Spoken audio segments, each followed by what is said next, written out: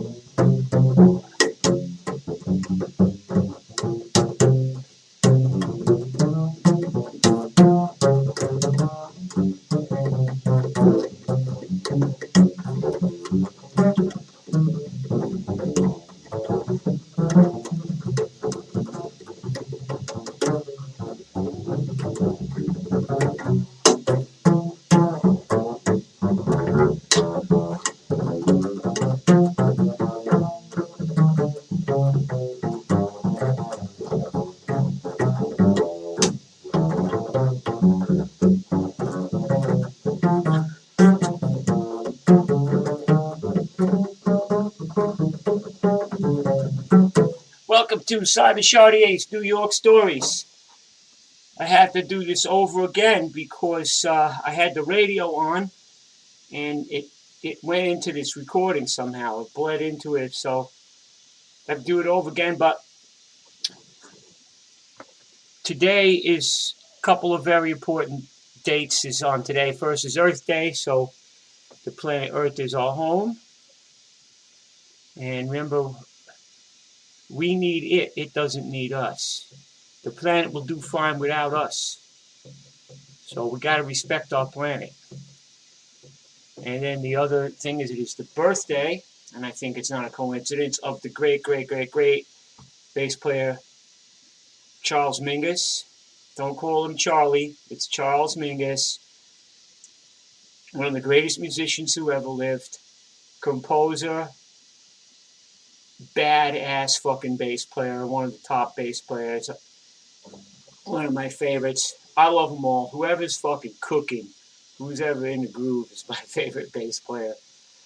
And also important social commentary person with Fables of Forbes. Oh Lord, don't let him drop that atom bomb on me. Free cell block F, 'tis Nazi USA.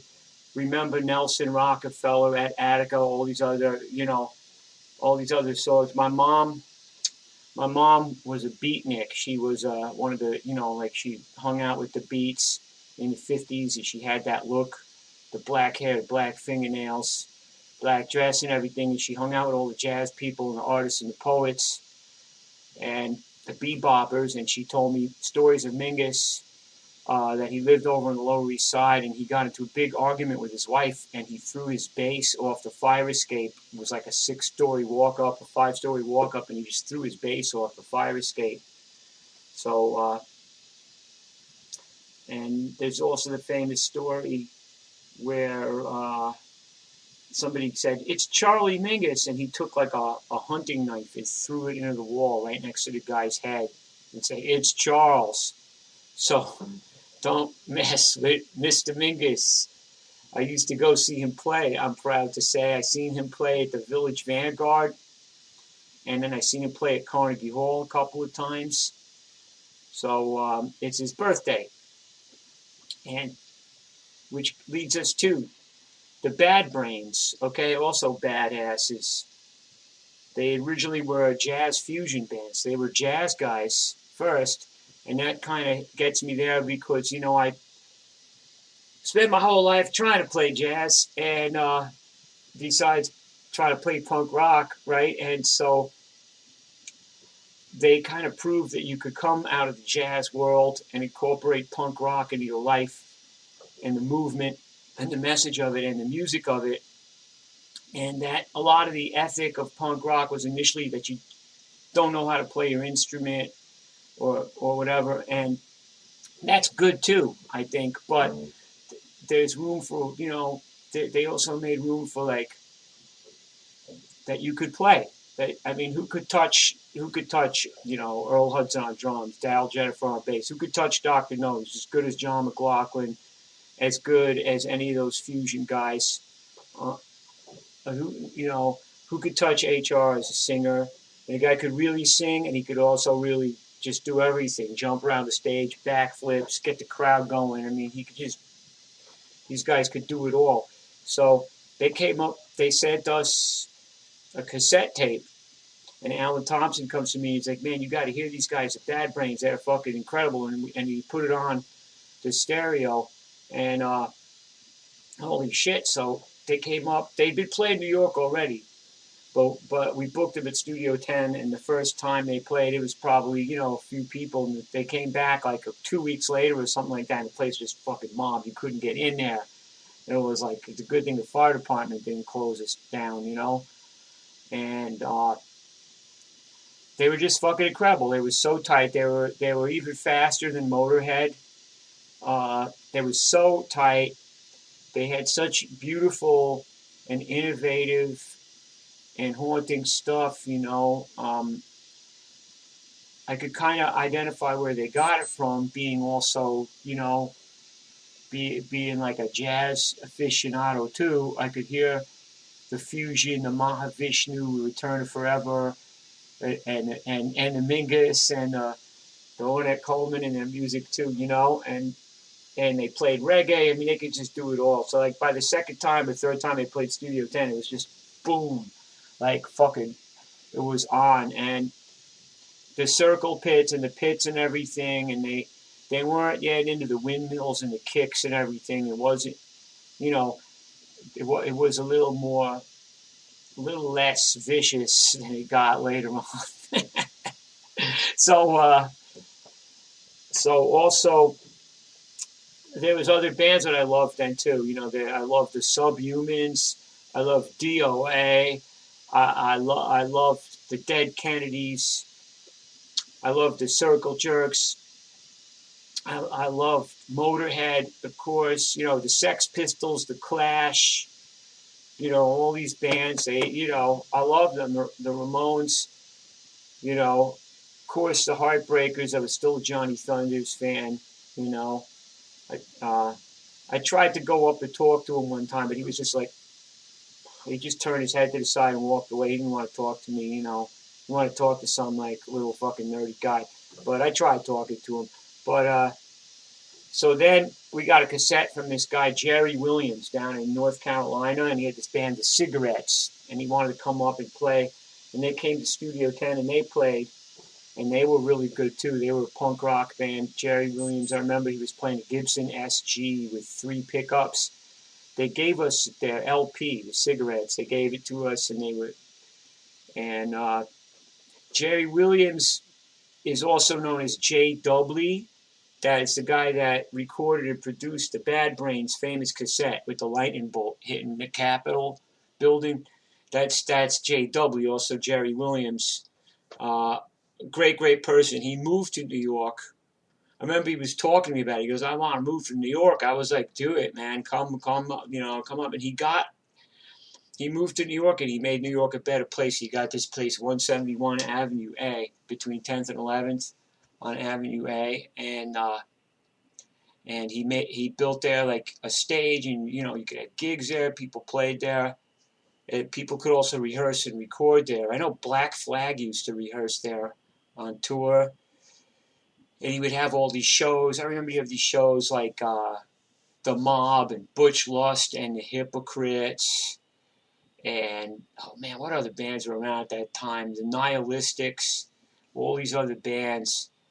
And then Jerry Williams also, he had a band, the High Sheriffs of Blue, and they mixed Delta blues and punk.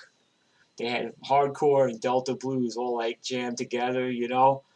So he started recording the Bad Brains music there. He had recording sessions, and I always believe when you record, you should just play really fucking loud. If the engineer doesn't like you playing loud, just get some duct tape and some rope and duct tape them and tie them up and throw them in the corner and go ahead, you know, get somebody else to do it. Like, so the Bad Brains were recording with the same amps and the same everything that they used on stage. So they were blasting. And the great thing about Jerry is, like, you could just come in off the street and sit down and watch the recording sessions, because it was kind of set up like a bar, and there was a little booth on the side that he recorded out of. So, you know, we used to come in just to get off the street. I was like just kind of roaming the streets and crashing at Studio 10 and just kind of a drifter, right? And so we'd come in to get off the streets and warm up, be really cold out in the winter, and we just won't go into Studio 10 and watch the Bad Brains make their records. And every punk rocker in town would do it. I mean, I remember seeing, like, just everybody. I don't want to name drop, but, like, a lot of guys, not just me, would just go in and hang out there and watch them make this record. It was great. And then about the same time, I think Chucky or somebody else, or maybe Mark Ettinger took me over to this place, Dan Lynch. And I walked in, and these guys were playing blues. And it's not blues like now, where it's like, I don't know how to explain it. It's not like the Wall Street yuppie blues. These guys were the real deal. A lot of these guys were like the real thing from way down south or from Chicago. Older guys, African-American guys, like the Holmes brothers. Holy shit. The Holmes brothers were from down south, and I walked in there, and they were singing the Ten Commandments of Love with Popsy, the drummer, singing falsetto. This pure doo-wop falsetto, and the other guys singing harmonies. And Sherman Holmes, one of my bass player heroes, just so rock solid and so pumping on the bass. And, you could tell these guys are doing it their whole lives, and they just grew up doing this stuff. And, you could tell they were guys that played in the 50s that really laid down, like, the architecture of what rock and roll is. And I got to see them, and just, oh, my heroes, right? And then there was other people that played there. I probably am forgetting something, but then I used to see the Bill Dicey Blues Band. They would busk in Central Park, and they played this place I used to go to, the Cockroach Art, where I used to go with my guitar, like, hoping to jam and stuff. So I knew them. They were playing there. And I started hanging out there and signing up for the Sunday Blues Jams, trying to get up. And I just get up on stage. I just met some incredible people there, like Charles Honey Boy Otis. I said, oh, that's the guy that was playing with Lightning Hopkins at Big Joe Turner. I'd seen him opening up for James Cotton, Muddy Waters, Johnny Winter, right? I'd seen him opening up for those guys. And then I saw him, there was this month where Big Joe Turner came to New York, and he played at this little hole-in-the-wall place on 17th Street, Tramps, right around the corner from Irving Plaza. And he played there every night for a month. And Charles Honey Boy Otis was the drummer. Danny Dreher was the guitar player. The bass player was called The Preacher. I forget who the piano player was, but I think it was Bob Gaddy, the great Bob Gaddy, who was like a New York blues guy. Correct me if I'm wrong. But just incredible band. And then there's Joe Turner every night. The guy that just wrote the fucking book. He was playing rock and roll before Elvis learned how to pee. I mean, just forget about it. I used to go there every night and just, like, soak it in. I mean, here's, so I was watching, I was watching all these people that really, were the trendsetters, I was watching them, and there's Charles, and, we used to jam, and then, so there was that Dan Lynch. Another thing about the Holmes brothers, they had a pedal steel player. So, like, they weren't trying to do it to be cute. They just, this is the way it fell together. So you had Wendell on guitar, Popsy on drums, and Popsy Dixon. Popsy from the Holmes brothers was the drummer on Number 9 Train by Tar Heel Slim and Wildcat Tamer by Tar Heel Slim. And he was a lot of those. He did a lot of sessions in Harlem in the late 50s, and he was the drummer on a lot of those records for this guy, Mr. Robinson from 125th Street, that had all these record labels, and he put out all the Tar Heel Slim stuff, the Larry Dale stuff, Mickey and Sylvia, and that was Popsy Dixon. He was in the Holmes Brothers, It used to be in later years he became my running partner to do some pretty nefarious activities, unfortunately, but he was my rock and roll hero. What can I tell you? So, it was just, the other thing musically is that you could just walk down St. Mark's Place and you'd see these older guys. These guys, I guess they were from the Bronx or Queens or something, and they were like older guys that obviously had grown up in the in the 1950s, and they would be singing doo-wop with no instruments, like singing a cappella on St. Mark's Place.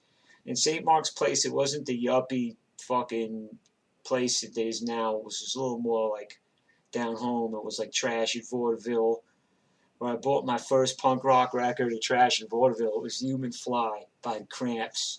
That was the first punk rock record, you know? Like, holy shit, I found what I was looking for, you know?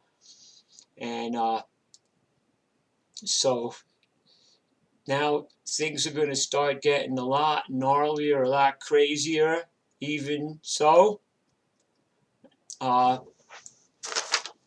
Here we go again, Simon Chartier at hotmail.com. That's my PayPal address if you want.